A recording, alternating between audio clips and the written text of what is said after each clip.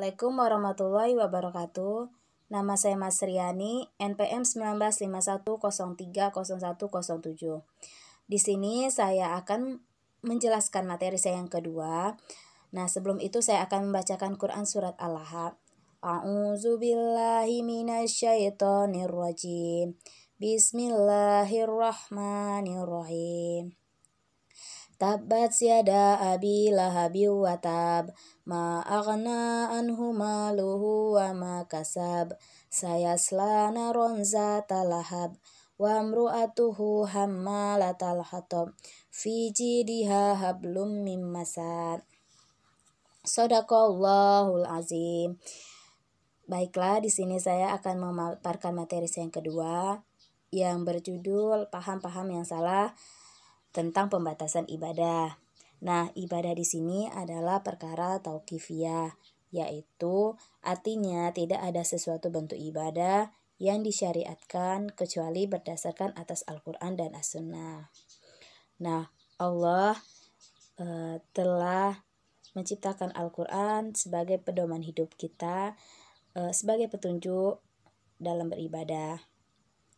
Nah, di sini orang-orang yang tidak melaksanakan ibadah sesuai dengan syariatnya adalah orang-orang yang bid'ah mardudah, yaitu orang-orang yang melaksanakan ibadah yang ditolak.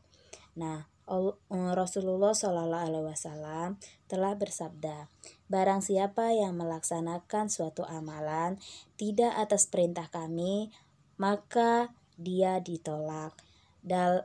Hadis riwayat Bukhari Muslim.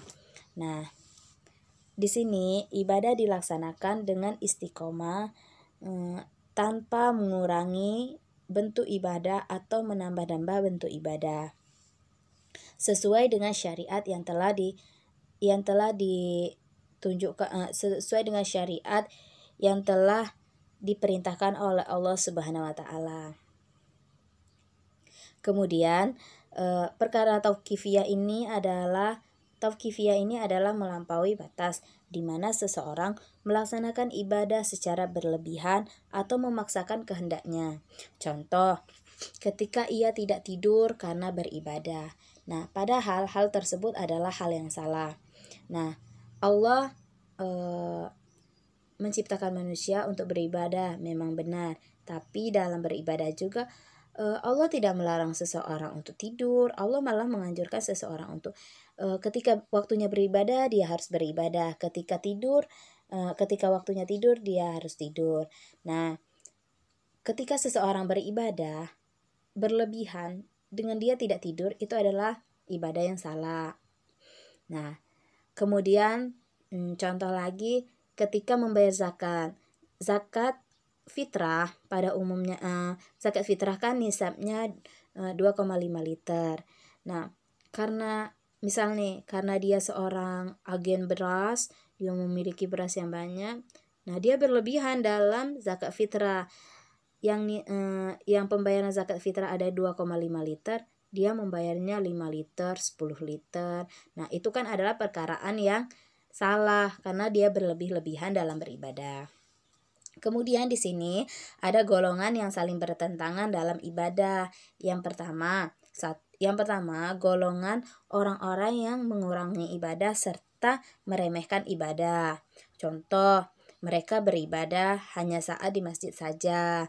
Nah, mereka hanya melaksanakan ibadah di masjid dengan sholat jamaah saja, tetapi di rumah mereka tidak melaksanakannya.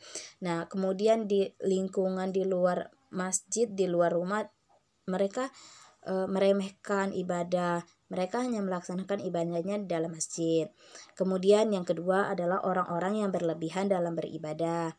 Misalnya mereka melaksanakan ibadah sunnah seolah-olah ibadah sunnah tersebut adalah ibadah yang wajib.